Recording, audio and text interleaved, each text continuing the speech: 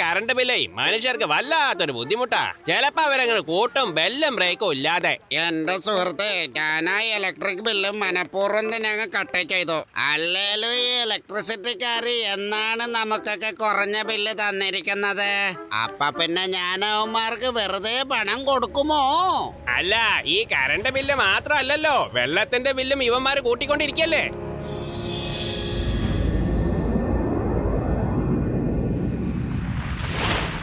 വെള്ളം വെള്ളം, അവസാനമായിട്ട് ഈ മഴ എന്നാ വരാൻ പോകുന്നേ? എത്ര കാലം ഇങ്ങനെ കാത്തിരിക്കാൻ പറ്റും? ഒരുപക്ഷെ ഇനി നമ്മുടെ ക്ഷണം കാത്തിരിക്കുകയാണോ? മഴമുകിൽ രാഗം ഒന്ന് പാടി നോക്കാം. അങ്ങനെ പാടി പാടി ഞാൻ ആ മഴയെ ഇങ്ങോട്ട് എത്തിക്കാം. ആ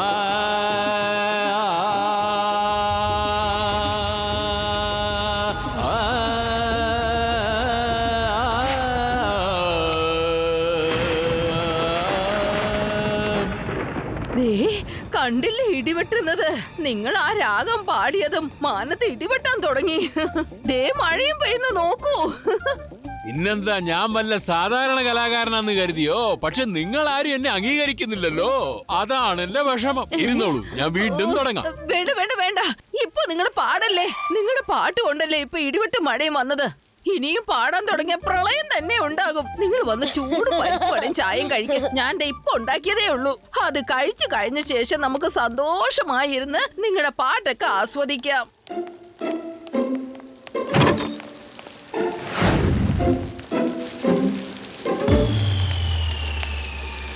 ഭീംസിംഗ്, എന്നെ ഞാൻ കയറിൽ കെട്ടിയിട്ട് വീണ്ടും ഞാൻ പാട്ട് കേൾപ്പിക്കും.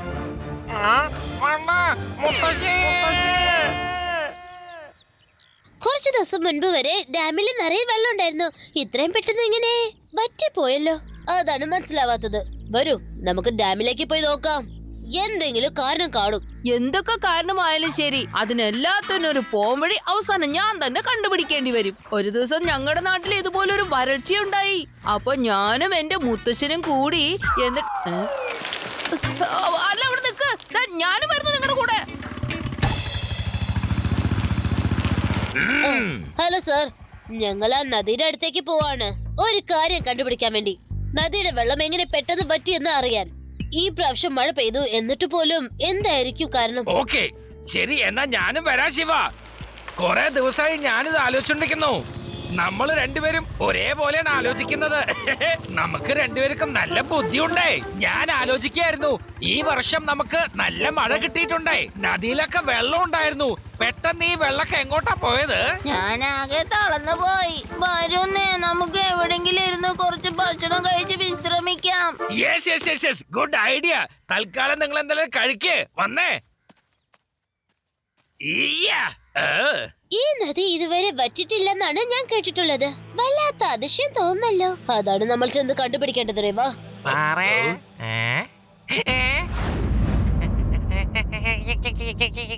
എന്ത് പറ്റി പേടാറാ? ഞാൻ നിന്നോട് വല്ലതും പറഞ്ഞിരുന്നോ?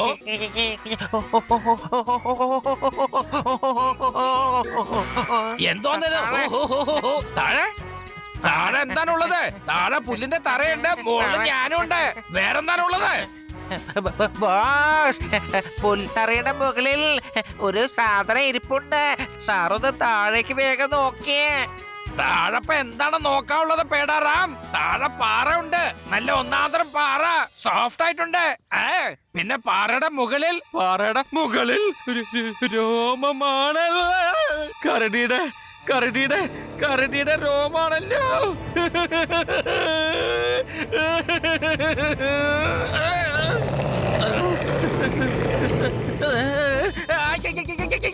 രക്ഷിക്കണേ, ആരെയും നിന്ന് രക്ഷിക്കണേ.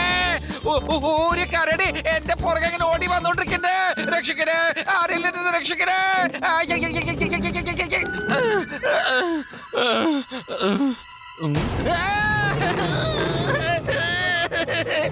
സുഖാണോ?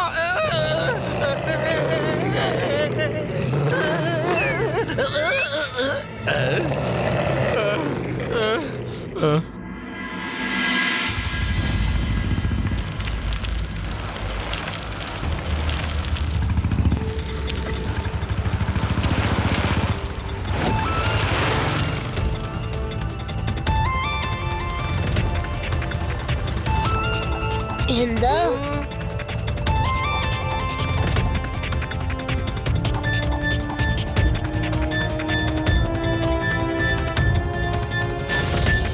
അത് കണ്ടോ സർ, നദിയുടെ ഡയറക്ഷൻ തന്നെ അവർ ചേഞ്ച് ചെയ്തു. ഓ, അതുകൊണ്ടാണ് വെള്ളം പറ്റിയത്. അല്ല, ഈ നദിയിലെ വെള്ളം പൈപ്പ് വഴി എങ്ങോട്ടാണോ പോകുന്നത്? ഇത് വല്ലാത്തൊരു പ്രശ്നം തന്നെയാണ്.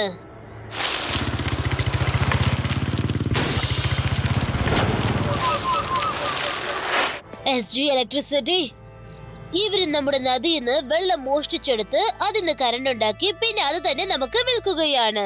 അതെ ശിവ, ഇതിപ്പോ നമ്മുടെ സ്വന്തം തെങ്ങിലെ തേങ്ങ എടുത്ത് നമ്മുടെ തലയ്ക്ക് നമ്മൾ തന്നെ സ്വയം അടിച്ചതുപോലെ ഉണ്ടല്ലോ, അല്ലേ ശിവ? ഇപ്പൊ തന്നെ പോയി എല്ലാറ്റിനെയും അറസ്റ്റ് ചെയ്യാൻ പോവാണ് ശിവ. ആ, ഈ ലഡ്ഡു സിംഗ് ഇവിടെ ഉള്ളപ്പോ ഒന്നും ആലോചിക്കരുത്, ഒന്നിനെ കുറിച്ച് പേടിക്കുവരുത്. ഞാൻ ഇപ്പൊ തന്നെ ഈ ഫെൻസിങ് പൊട്ടിക്കാൻ പോവാണ്, കണ്ടോ?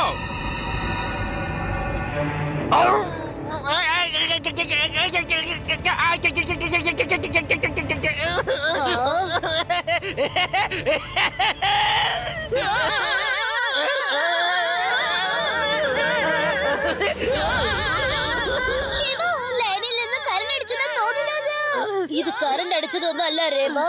ലഡു സിംഗ് സാറേ, നിങ്ങളെ ഉറുമ്പ് കടിച്ചോണ്ടിരിക്കാണ്. ഇതുങ്ങൾക്ക് കേറാൻ വേറെ ഒരു സ്ഥലം കിട്ടിയില്ലേ?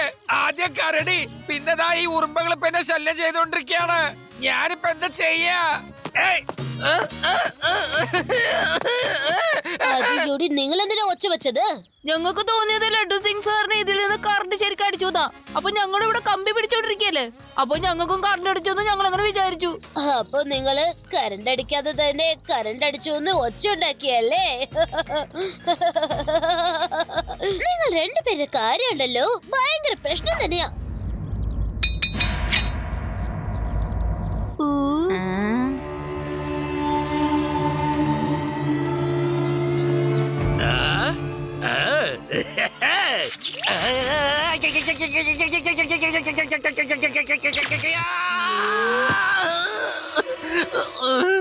അപ്പൊ ഇതിനകത്ത് ശരിക്കും കറണ്ട് ഉണ്ടല്ലേ? നമ്മൾ ഞങ്ങളുടെ അപ്പുറത്തേക്ക് പോകും. യെസ്, കറണ്ട് ഫെൻസ് വരെ ഉള്ളൂ. ഇവിടെ മുഴുവൻ ഉണ്ടായിരുന്നെങ്കിൽ നമുക്ക് എല്ലാവർക്കും കറണ്ട് അടിച്ചേനെ. നമുക്ക് ഈ കമ്പിയുടെ അടിയിൽ കൂടി അകത്തേക്ക് പോവാം.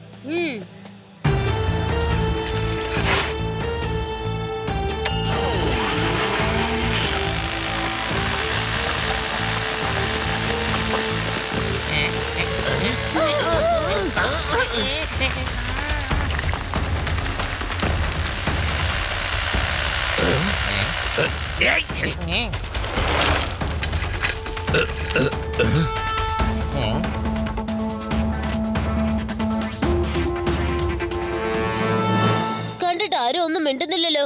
അപ്പൊ അതിന്റെ അർത്ഥം അവരെ കൊണ്ട് നമുക്ക് പ്രശ്നം ഇല്ലെന്നാണ്. അപ്പൊ അതിന്റെ അർത്ഥം ബിൽഡിങ്ങിനകത്ത് എല്ലാ കാര്യങ്ങളും ലീഗലായിട്ട് തന്നെ നടക്കുന്നത്. എന്തായാലും അകത്തേക്ക് പോയാലേ കാര്യം മനസ്സിലാവൂ.